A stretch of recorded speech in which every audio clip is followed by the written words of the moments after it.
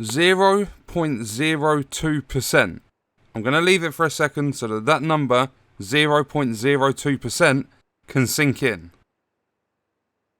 That is a rough number of how bad the RNG is on this game. So what I'm going to do is say welcome back to the Division 2. That number is the reason I don't change my builds up often at all. And also why I use things that are currently in my stash. I've got a full stash with a load of random stuff. If I'm making different builds, that is the things I will use. Unless I'm running missions and stuff like that, I'll pick up things that are better and switch them out. So my stash has always got the best things that I find in the game, as well as some other random bits too. A massive thank you to Why So Serious from the Discord server for actually sharing this. So this is just to give you a bit of perspective as to why the RNG sucks completely and why it needs fixing. I know they've spoken about fixing it in Title Update 6.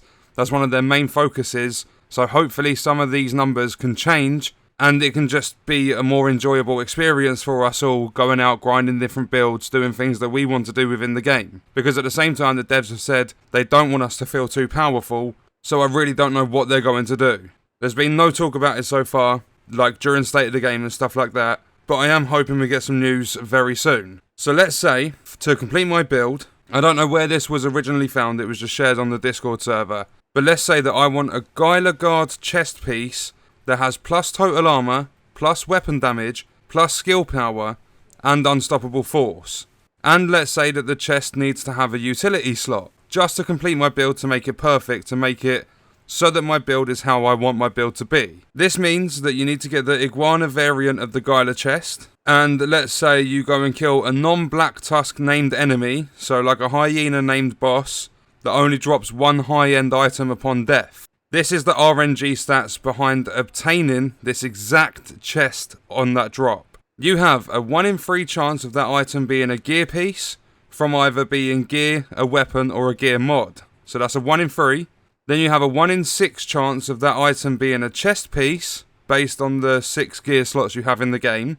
You then have a 1 in 10 chance of that item being Gila, based on how many brand sets are in the game, and how many have chest pieces.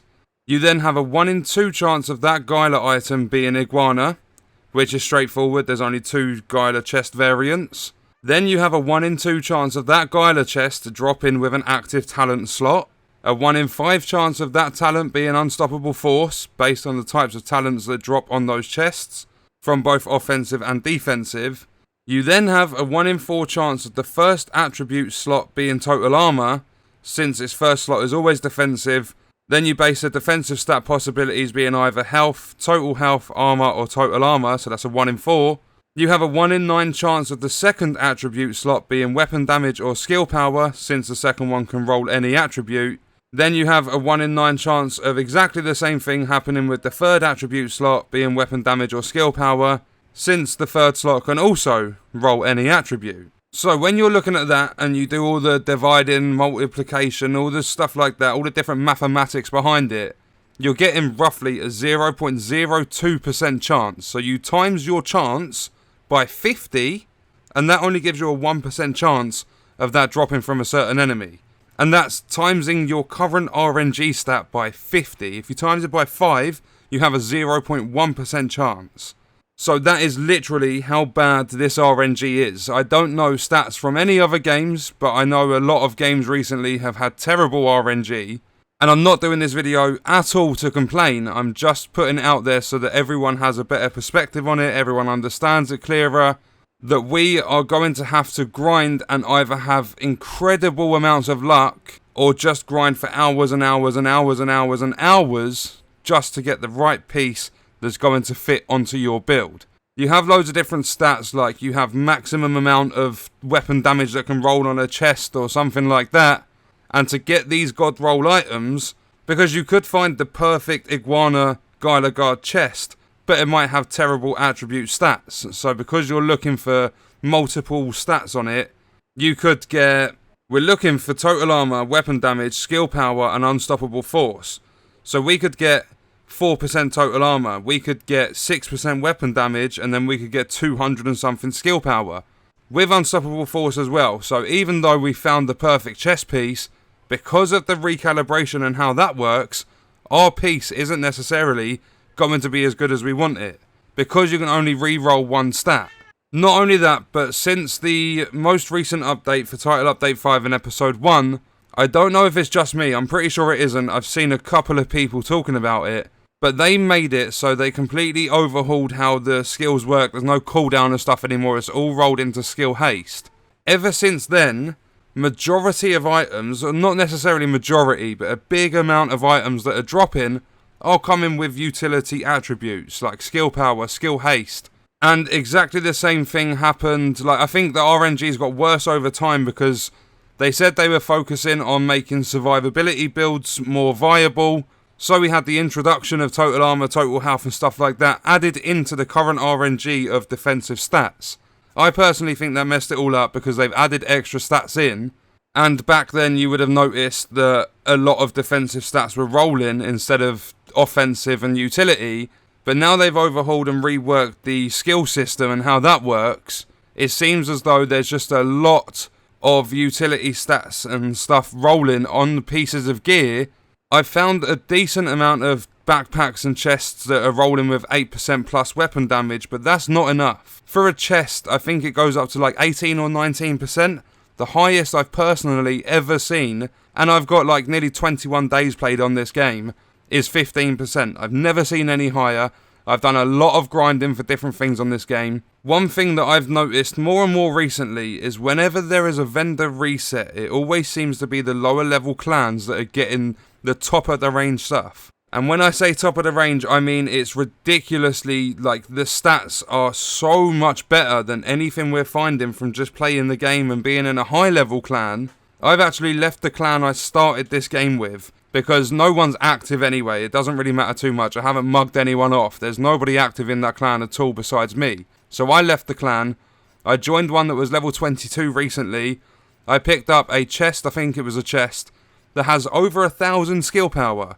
The highest I've ever seen drop on a chest is about 740 or something like that. But literally going to the clan vendor for a level 22 clan got me a chest with over 1,000 skill power. The same has happened with weapon damage. There's been like 13% weapon damage coming from low level clans. And then we've also had, like, to start it all off, back when the low clan levels were getting the best stuff, it started with the total armor percentage. I think it was like 30% that was in a low level clan.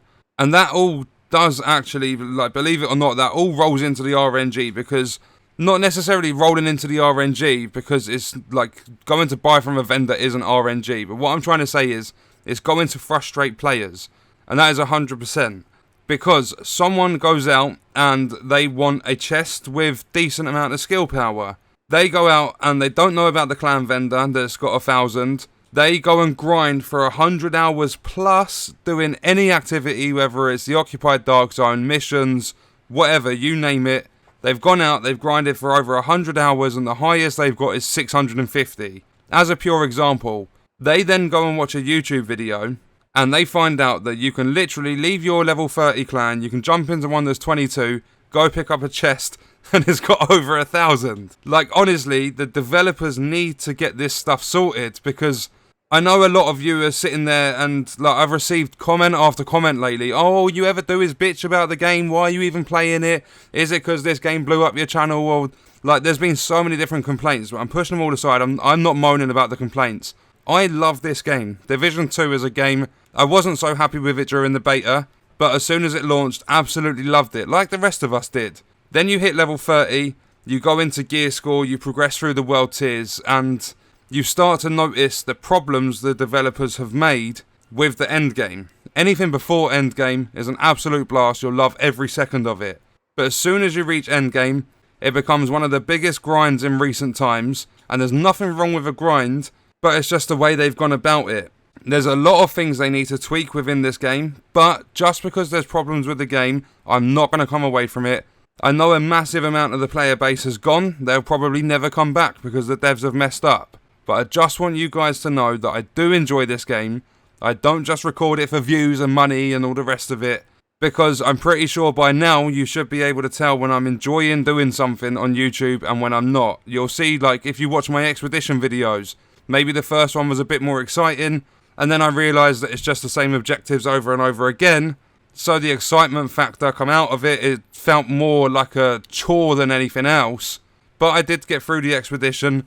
I don't plan to go back unless things change when the timer's up. But for the most part, I enjoyed it. I started it, so I wanted to finish it, even though by the end it wasn't very exciting. I still had some fun through it because of the fact of getting the diamond back after. Doing the raid, I started off like nowhere near completion. I got to Razorback after like a week and a half. Didn't like the idea of the raid at all. Then I started my Discord server, started talking to other people. Then Lewis comes along and says, would you like to do the raid? And one day, I was feeling really good about playing the game, just done the Man in National Zoo and Camp White Oak, loved them missions. I thought, sod it, why not, let's go through. Did the raid in 38 minutes. It's not the fastest of times, but I was very proud. I was happy to do it. So just know, even though sometimes, or a lot of the time if you want to say that, I can be very, very negative towards this game. But I do try and give constructive criticism when possible. But sometimes I don't know what you could do personally to make the game better, because I'm not a developer. I don't know what they would have to go through, so sometimes I don't leave feedback for the devs. But no matter what, I do enjoy this game. The RNG definitely does need fixing. A lot of things need fixing. There's still sound bugs from before the beta.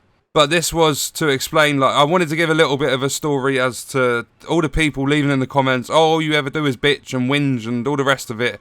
I just wanted to explain myself, even though I don't have to. I just want everyone to understand my perspective of this game.